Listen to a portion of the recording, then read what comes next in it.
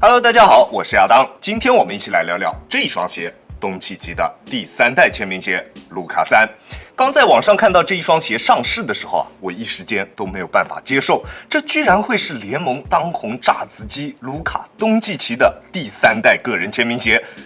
这什么东西啊，也太丑了吧！但是考虑到东契奇的巨大影响力，大家对这一双鞋的关注度应该不会太低，对吧？所以我还是下单买了回来。拿到手之后，我去，这一双鞋的配置居然只有全掌的 Cushion， 连 Formula 泡棉都没有给。价格也没变还是跟上一代一样899，长得丑也就算了，配置还给我们砍了一刀，这谁顶得住啊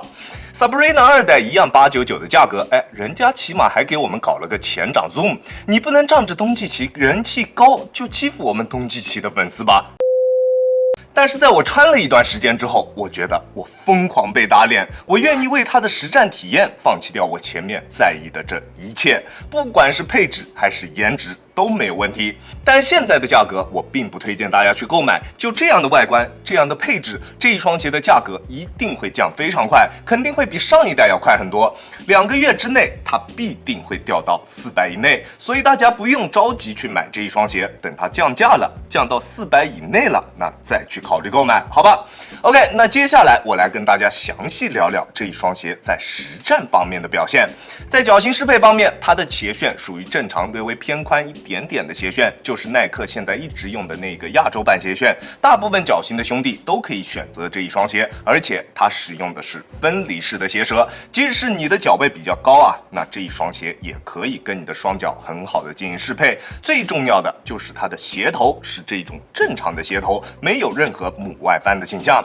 至于尺码的选择，我平时耐克穿42.5，李宁穿42，这双鞋我选择42.5。在初上脚的时候，因为它的内部填充比较厚实，导致它的内长会稍稍有一点点偏短，在上脚初期，外侧的几根脚趾会有一点点顶，不过在磨合差不多半小时左右的时间之后，它的内长就会变得比较合适了。同样，因为它比较厚实的内部填充，它的整体包裹体验也是比较不错的。不过跟内长一样，也需要磨合一下，磨合完重新系一下鞋带，它的包裹才会相对比较贴合。它的鞋面除了在用料以外其他像系带系统内部填充这一些方面，跟以前的老鞋都非常的相似，填充非常扎实，鞋带也是用的这种老式的快速系带系统。除了脚踝处的鞋带孔之外，其他每一个鞋带孔对应下来都有一根动态绑带。把鞋面磨合完之后，拉紧鞋带，鞋面会给我们的双脚全方位的均衡加压，鞋头上方的空间也比较合适，包裹感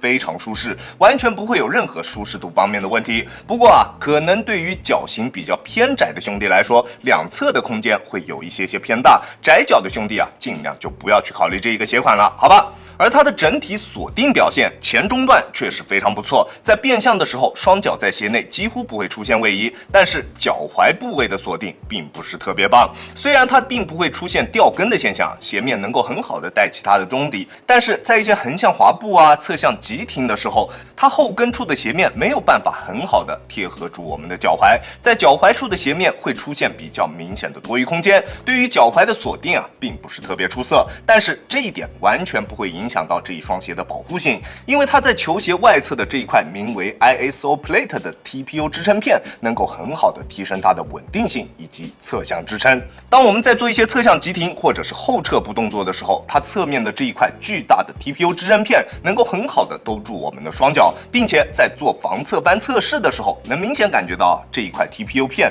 能提供给我们非常明显的防止双脚往外侧翻的一个力。跟前2代相比，这一代的稳定性表现会更加出色。即使你的脚踝力量非常差，穿这一双鞋，只要不是踩在别人的脚上，那就基本不会崴脚。这一双鞋的稳定性是我这一段时间里面穿过的所有篮球鞋当中最出色的一款。单论稳定性，它绝对是 T0级别的存在。而除了稳定性是卢卡这3代签名鞋当中最好的一双之外，它在中底的场地感方面也是最贴地的一双。足够贴地的重心，加上它没什么配置的中底，在发力突破的时候，感觉双脚有一种直接踩在地上的感觉，脚底下非常直接，不会有任何一丝停顿。顿。这一双鞋的中底完全就是只给的，你给多少，他给多少，能蹬多快啊，全看你脚底下出多少力了。但是极致的场地感以及反应性，再加上它中底只给到了我们酷栩龙的缓震泡棉，想必大家就已经能够猜到啊，它在中底方面最大的劣势所在。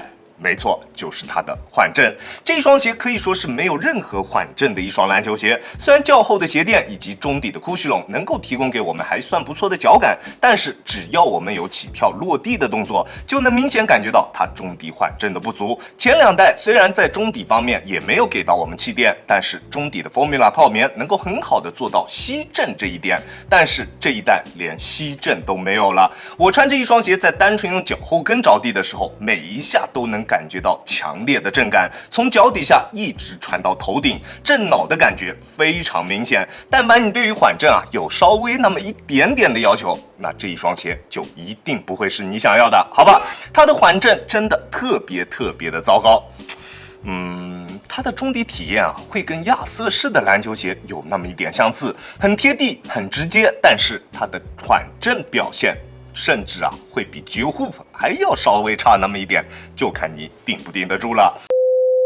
在中底的其他方面，它的表现都比较中规中矩，中底的强度够用，前后掌的过渡也并不算特别的丝滑。由于中底太硬啊，在蓄力起跳的时候，后跟先接触到地面会先震一下，然后过渡到前面稍微软一点的地方，在体感上会有比较明显的断层感。如果你是跑跳型的球员，这一双鞋你一定不会喜欢。还有就是它并不能提供给我们出色的足弓支撑，在内侧足弓处，虽然它有着一块面积非常大的橡胶上斑，但是这一块橡胶的材质啊，硬度是明显偏软的，在热开了之后，这一块橡胶的硬度还会有进一步的下降，甚至跟它这一个太空棉鞋面的硬度相差无几，完全没有办法提供给我们有效的足弓支撑。高足弓的兄弟啊，我建议在购买之后还是要去更换一副支撑鞋垫，这样才能有比较好的支撑体验，好吧？而它的大底是这一双鞋身上问题最大的一个地方，在干净的状态下，它确实能够提供给我们非常棒的抓地表现，但是它外侧的这一圈10色橡胶特别容易吸附灰尘，而且灰尘会牢牢的粘在上面，单纯用手去擦啊，很难擦掉吸附在上面的浮灰，得用非常大的力，比较长的时间才能用手把上面的灰尘擦掉，不然就只能用刷子去刷。但是我相信啊，应该不会有人出门打球的时候随身还带把刷子吧。较差的吸灰表现注定了这一双鞋不会有太好的场地适配范围，要么就干脆用来打外场。打外场的话，塑胶地还算勉强可以，如果是水泥地，它的缓震一定不够用。还有啊，就是干净的室内木地板，除了这2种场地之外，其他场地它都没有办法胜任。好在这一双鞋的外底橡胶还算比较耐磨，纹路的深度够深，橡胶的硬度也比较硬，即使是用来进行水泥地上面的实战，估计也能坚持挺长的一段时间。但是不是要用这样一双毫无缓震的篮球鞋去进行水泥地上面的实战？我建议你啊，还是要考虑清楚，好吧？卢卡3这一双鞋，它的实战体验跟亚瑟士的篮球鞋其实非常的相似，你感觉它好像哪都不行，但是啊，真要让你去找出它的问题，好像除了缓震真的特别差一点之外，其他你很难说出它的缺点。当然，卢卡3糟糕的控灰能力也是它的一大缺陷，但是除了这2个之外，它在其他方面给到我们的都恰到好处，恰到好处的包裹，恰到好处的强度，还有着极致的场地感以及反应性，并且重量也比较轻质，单支42.5码，仅为380克。当然啊，对于它现在500多的2级市场售价，做到这些都是应该的。但是大家去看看卢卡2现在的价格都在300以内，那大家再看看这一双卢卡3。看看它的外观，看看它的配置，我相信这一双鞋的底价一定会比卢卡2更低。如果将来它的价格掉到250以内，我都不会感觉到夸张。那到时候啊，这一双鞋就是追求场地感和反应性的球员们非常不错的一个性价比之选。当然，如果它后续推出的配色可以把它的大底配方做出一定的修改，那它在抓地方面的问题也能得到很好的解决。到时候就只有缓震差的这一个问题了。那你能够接接受这样一双没有缓震的篮球鞋吗？如果可以啊，那你可以关注一下它。如果降到300以内，我应该会考虑再买个2双用来训练穿，它确实还是挺不错的。OK， 这就是本期视频的全部内容了。再次感谢大家观看本期的亚当球鞋。如果你觉得我的视频还有点意思，欢迎大家在各大平台搜索亚当球鞋找到我，记得要点击关注哦，这会对我有非常大的帮助。好了，那我们下期视频再见吧，大家有空来做 ，peace。